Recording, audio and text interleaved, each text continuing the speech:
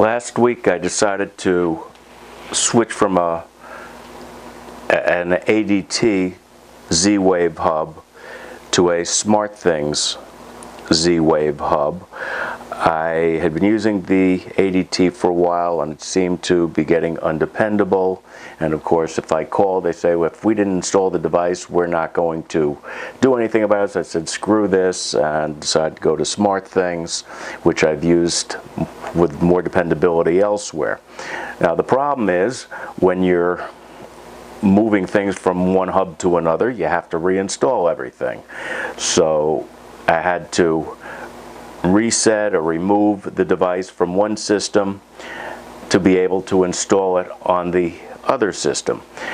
I hit a problem though. Everything was going smoothly, but I hit a problem when I went to do these Jasco Z-Wave ZW4104 switch, Z-Wave ZW4101 switches. That's ZW4101.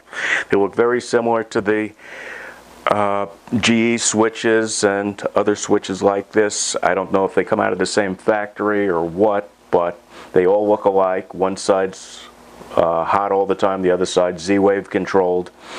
And I did the reset in the ADT system, went to put it into the SmartThings, and the SmartThings couldn't install it. It also would not steer me to the exclusion menu. So this is the Jasco ZW4101 Z-Wave switch. Okay, it's got a always hot on one side and a Z-Wave controlled outlet on the other. It's got the center push button, and it took me 2 days to figure out how to get some sort of factory reset done on it because I couldn't find any definitive information.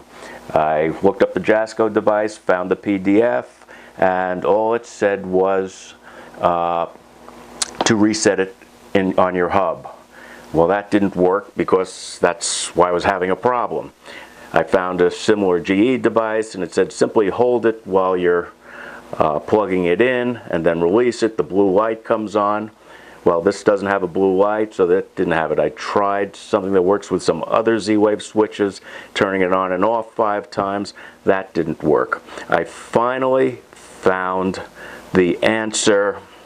It was a small blurb somewhere, and it turned out to do the trick, and it was very simple. Simply push the switch and hold it for a minute. I'm not going to pain you with watching it right now, but if you hold it for a minute, I think I actually went 1.5 minutes, it will reset the switch and then you can install it. Now it is possible, I think I had to do this with a couple of the switches, where after I did this, the SmartThings hub now took me to the exclusion mode, so I was able to do an exclusion on SmartThings and then install it.